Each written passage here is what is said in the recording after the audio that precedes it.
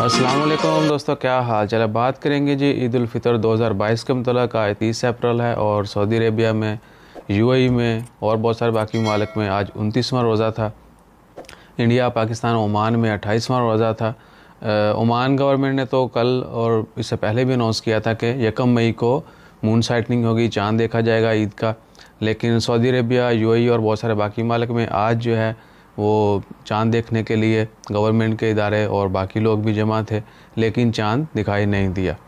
तो Saudi Arabia, UAE और बाकी बहुत सारे ममालिक में जहाँ पर रोज़ा ओमान, पाकिस्तान से पहले एक दिन रखा गया था, वहाँ पर ईद जो है 2 मई 2022 को होगी, यानी सोमवार वाले दिन ईद होगी।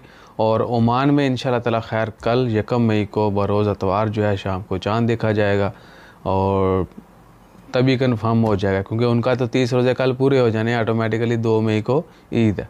तो इधर जो है इवन के पाकिस्तान, इंडिया, ओमान और बहुत सारे बाकी ममालिक में भी जहाँ पर आज 28वां रोज़ा था, कल 29वां होगा, तो वहाँ पर चाँद देखा जाएगा। अगर चाँद नज़र आता है ओमान में तो तभी वो अनाउंस करते हैं, अगर चाँद नज़र नहीं आता तो अनाउंस नहीं होती।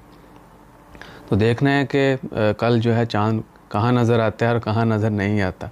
दुआ कीजिए अल्लाह ताला खैर फरमाए और आने वाला वक्त सब के लिए अच्छा हो।